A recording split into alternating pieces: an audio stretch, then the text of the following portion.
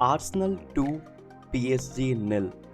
Another clean sheet from Arsenal and goals from Kai Havertz and a free kick from Bukayo Saka gave Arsenal the much needed 3 points in the Champions League game.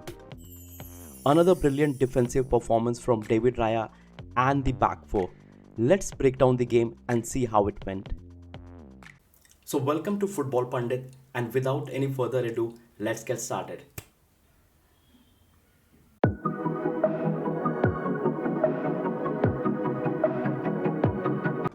The game started pretty well for Arsenal.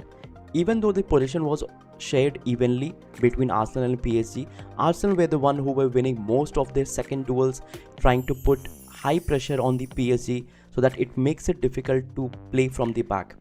And in terms of this consistent pressure that Arsenal put on the PSG, they were rewarded with a goal. And that goal came from a cross from Trossard, which then was scored with a beautiful header from Kai Havertz. Now, as much as lot of fans and people on social media criticize Kai Havertz for him being not lethal, and to an extent even I agree to it, where I do feel Kai Havertz is not clinical with his foot. I don't think he has that much of power, but when it comes to header, he is as good as Olivier Giroud for Arsenal. He is absolutely brilliant. He scored a wonderful goal. You can see the leap that he makes on Donnarumma and scores the goal. This goal gives the Arsenal the much needed cushion at the start of the game. Now, there were a couple of moments where PSG looked threatening as well. They were trying to counter when Arsenal were putting high pressure on them, and there was one of these moments where Mendes got the ball, he ran through the midfield and then he hit the shot. Fortunately for Arsenal, it hit the post and went away, but it could have been a goal because Raya was completely beaten for this one. And then what do I have to say about this beautiful free kick from Bukayo Saka?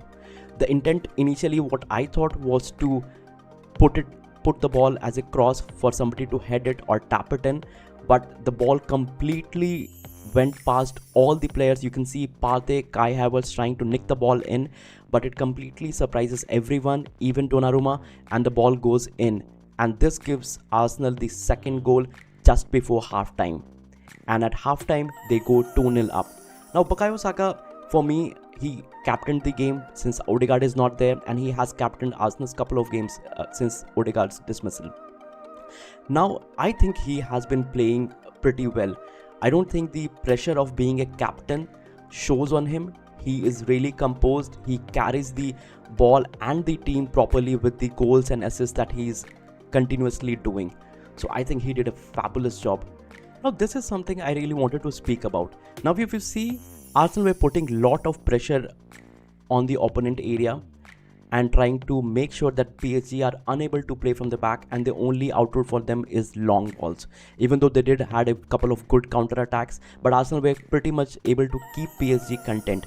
They were able to keep the ball in their own half, but attack wise and in terms of the transition from there to our final third, it was not happening very well for PSG, because we were winning most of the second duels as well. And you see what really happened was David Raya came up as a centre back and tried to help Maghali's and Saliba, and Calafiori was the one who got inverted, and he stepped in for Partey and as acting as a double pivot, and Rice moved forward for the left-sided number 8 position. Now, I really like Calafiori more than Zinchenko. As of now, I need to see more games, but as of now, I see that he is able to win more headers. He is composed on the ball as well. He can drive with the ball. In terms of passing and maybe crossing, Zinchenko might have an edge over it, but in terms of the transition when it happens and when we have a counter that is going against us, Calafiori really wins those duels for us. And in terms of Zinchenko, he was not a very good one-on-one defender when it came to defending, but I think Calafiori is doing a wonderful job for us, and so is Timber. I don't think any Arsenal player would have missed Ben White for these games. He perfectly came in place of Ben White, and he was outstanding. He was able to overlap Saka. He was able to carry the ball forward. He was able to put in good crosses, and it was really good to see that we have a fullbacks Even though our first priority fullbacks are currently injured, we have replacement who are as good as them, or maybe even better. I think for the other players, the team pretty much picks itself. But let me know your thoughts in the comment section. What do you think? Should Zinchenko, when he's back and fully fit, should come back and take the left back spot that is there? And should Ben White be coming back and Timber should be subbed on the bench? What do you think? Let me know your thoughts in the comment section. Now, in terms of performance, I think the whole team had a pretty good performance, bar one person.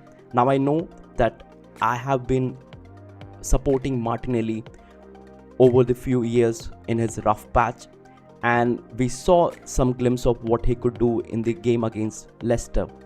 But the thing is, he had two really good chances in this game, and we could have come away with maybe 3-0 or 4-0, but he just shot both of them at the keeper. And I really think that he needs to start stepping up, and maybe we could give him a few more games. And the problem Arsenal have is, you play Trossard currently as a number 10, then you have to put Martinelli there, and even Gabriel Jesus, when he comes, he's not clinical in front of goal, and he's not performing at the level that Arsenal fans want. So that is also not helping Arsenal. Now, Kai Havertz, with a rating of 8.1 and scoring a beautiful goal for Arsenal, was the player of the match. He got it after the match. In general, if you see all the other players, Bukayo Saka, David Raya, all our fullbacks and centre back, midfield bar Gabriel Martinelli, everybody had a pretty decent performance. In terms of possession, Arsenal were not controlling the possession as much as possible, as I told you initially, but they were still more threatening. PSG had close to 65% possession, where Arsenal only had 35%.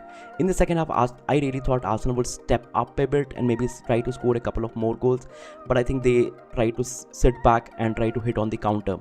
But that's okay. We were already 2-0 up, so that was fairly fine for me. In terms of if you see, even with a lot of possession, in terms of XG, PSG only had a 0.4 to Arsenal 0.7. In terms of total shots, they had 10 to Arsenal 6. Goalkeeper saves were 3-2. And for fouls, Arsenal had 8 fouls committed to their 8 fouls. Arsenal had 354 passes to PSG's 647. Now that's where they were able to pass a lot in their own back or in their own half, but Arsenal were the one who created better chances. So that tells you, like, even if you control or dominate the field, the more important part is how threatening you are when it comes. And that's where even I feel at times Arsenal dominate the ball too much, but they're not unable to break through. But I think this was not that game, so we can skip it. But so in terms of tackle, Arsenal had 28-23. In terms of free kicks, it was 8-7, and yellow card, it was 1-1. I think the referee led the game very well. He pretty much made sure that the game flows in a very smooth fashion. And finally, it was good to see Mikel Merino back.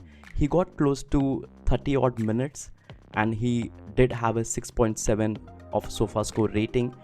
I think he was a bit rusty. Maybe a couple of game times and maybe a couple of starts will get him back to the full match fitness that he has. But I was still impressed, and I'm happy to see that we have got him back. And now that means I'm missing Odegaard, at least he can start filling in one of either the left-sided or the right-sided left-hand position. He would be a very good addition for Arsenal. It was really good to have him back. Now, in terms of Kai Havertz, we know that he was the player of the match with 8.1 rating, expected goal 0.17.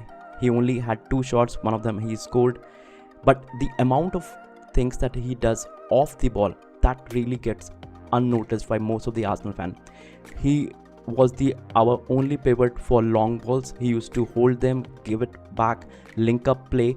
So I do agree at a point where he still needs to be more clinical, but then all the other plays that he has, link up play, heading, and trying to hold the ball for Arsenal, it is really very well done. Now, in terms of Trossard, even he had a good game. He was playing as a number 10. He was trying to shift to the left or right in order to help Bukayo Saka or Gabriel Martinelli, and he was the one who put in that wonderful cross for Kai Havertz to give us the initial lead. So in terms of shots on target, he didn't had any. dribble. He tried to dribble. He had 39 touches. He had 19 out of 24 accurate passes. But I think he had a pretty decent game, where we know that he is not a proper number 8 or a number 10, but he is forced to play in that role so that we can at least try to play the way we play in the absence of Martin Odegaard. But I think since Mikel Merino has started to step in now, we will see Leandro Trossard go back to the wing and Merino trying to help out in the number 8 position. Now the boy mascot who came along with Bukayo Saka, it was none other than Sterling's son, and it was good to see that. We also saw Conor McGregor. He was at the Emirates to watch that game, and he played a ball or two with Bukayo Saka and Declan Rice. In terms of the post-match interview with Luis Enrique, he said that Arsenal were superior to PSG and the Gunners won the match. Arsenal were much better in terms of intensity, in terms of pressure, and they won every duel. And I do agree to the statement. Even we were winning the second balls that were there. Effectively after the second goal Arsenal scored, they decided to defend a bit more deeply, take a few lesser risks. Arsenal deserved their victory. Really, it is impossible to come out of a game with a positive result if you don't manage to win any of the duels on the pitch. We won none of our duels. The defenders completely anticipated our attackers, and our defenders failed to anticipate their attackers. From the first minute, Arsenal were superior, and I do agree. Arsenal were much more tactically sound. They were much more capable of putting pressure on PSG and making it difficult to play their game. In terms of Bukayo Saka, he said, "It is good that you notice that, because the attackers are doing a lot of work for the clean sheets, but of course we have to do our job to help out the defenders. It's not easy as an attacking player." And he did. And in terms of Bukayo Saka, we have always seen him tracking back, trying to put more pressure on the attacker so that the defenders can manage to get the ball, and then in the transition he goes out and attack as well. Mikel Merino, on his injury, he said it was really tough, to be honest. Mentally, to come here, you want to have a nice few days to show everybody what you are capable of and then why they have put faith in you. And then the first thing that happens is you break your scapula. It's tough to recover from that mentally, but well, everybody in the club was really nice to me, really lovely. I could feel the support and the love of everybody. And obviously that helped me a lot in the recovery. It gave me a lot of time to think, get to know my teammates, to get to know the staff, to work on myself, the things that I need to do in terms of tactics, in terms of physicality. I think I'm a much better player now than I was 4 weeks ago, and I think we do need him in a much better shape and maybe performing at the top of his level. When Frank Lampard was asked, he said this is a sign of a very good team. It's that they can hurt you in a lot of different ways. I think Arsenal are a very good team, and that is exactly what they have done to PSG in the first half. Now, when Mikel Arteta was asked about the match performance, he said that the way we played in the first half and how determined and brave we were, the quality we showed against this kind of opposition, and to be so dominant and to score 2 goals. I think he was really happy about it. And then he said in the second half, probably the changes that they made Arsenal play in the way that Arsenal were not playing in the first half. Even I think Arsenal sat back a lot to make sure that they don't concede or give enough spaces to PSG to score a goal to get them back in the game.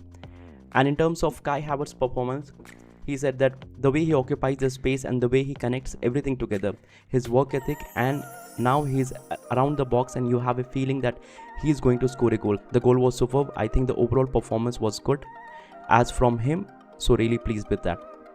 And there was some discussion early where Timber was substituted at halftime, and people were a bit concerned what could have happened to Timber. And that's where Arteta said he was unbelievable in the first half, but he felt something muscular and he was uncertain, and I didn't want to take any risk. He has been out for a year. He has played a lot of minutes, probably more than what we wanted in the last few weeks, so we have to manage him. And then when he was asked about the Champions League table, I think it is too early, and I think they have a lot of games in hand, a lot of good games coming in. So I think the only thing for Arsenal to do at this point in time is to be consistent, make sure that they win most of the games, or at least if they are not able to win, at least come out with a draw like the way they did with Atlanta. Now that's the video then and there, people. Let me know your thoughts in the comment section. Do you think Timber should be playing when Ben White returns? And do you think Zinchenko should come back and slot in the left back position? And do you think Merino should be starting the next match for Arsenal? Let me know your thoughts in the comment section, and thank you so much for tuning in.